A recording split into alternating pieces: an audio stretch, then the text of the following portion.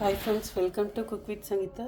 So இது காட்டணுங்கிறதுக்காக நான் எடுத்தேன். ஆக்சுவலாக ஃபஸ்ட்டு ஸ்டார்ட் பண்ணிட்டேன். என்னென்னு பார்த்தீங்கன்னா, அதாவது நம்ம சிக்கன் எடுக்கும்போது அது எப்படி ஸ்மெல் இல்லாமல், கவுச்ச ஸ்மெல் இல்லாமல் நல்லா வாஷ் பண்ணுறதுன்னு காட்டுறதுக்காக நான் நாட்டுக்கோழி எடுத்திருக்கேன் இன்றைக்கி. ஓகே, ஸோ நாட்டுக்கோழி எடுத்து அதை இங்கே பாருங்கள், நல்லா ஒரு கை உப்பு, கல் உப்பு, அப்புறம் இதில் தயிர் ஊற்றிருக்கேன். தயிர் நல்லா இப்படி ஒரு கை பிடி அளவுக்கு இப்படின்னு வச்சுக்கோங்களேன்.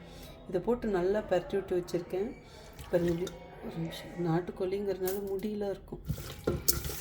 இது பாருங்க, இப்படி நல்லா பரட்டிட்டு இப்போ ஒரு 5 நிமிஷம் வச்சுட்டேன். இப்போ இது நல்லா தண்ணி ஊற்றி கழுவணும். ஓகே, ஸோ இந்த டிப்ஸு நிறைய பேருக்கு தெரியாது, அதனால நான் இதை செஞ்சு காமிக்கணும்னு நினச்சேன்.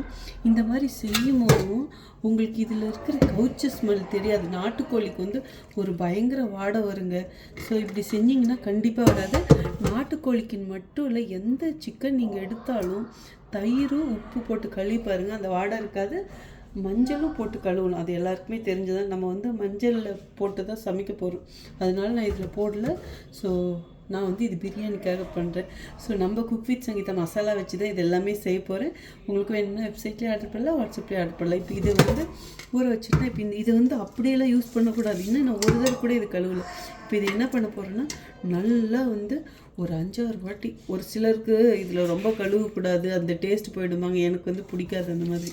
இதில் இருக்கிற கவுச்ச ஸ்மெல் வராமல் செய்யணுங்கிறத எனக்கு. ஸோ அதனால் மோஸ்ட்லி நான் செஞ்சால் மட்டும்தான் இந்த மாதிரி சிக்கன் சாப்பிடுவேன், வேறு எங்கேயும் வெளியில் சாப்பிட மாட்டேன். இதை 4-5 வாட்டி கழுவி நல்லா தண்ணி இல்லாமல் வடிச்சிட்டு அதுக்கப்புறம் தான் எந்த ரெசிபி செஞ்சாலும் யூஸ் பண்ணுவேன். அதாவது நான் இன்றைக்கி பள்ளிப்பாளையம் சிக்கன் பண்ணலான்னு நினச்சேன். பட் கிருஷ்ணா பிரியாணி வேணும்னு கேட்டாங்க, அதனால் பிரியாணி செய்ய போகிறேன். முடிஞ்சால் அப்பப்போ கொஞ்சம் அதுலேயும் வீடியோ எடுத்து போகிறேன். Okay, bye bye, see you.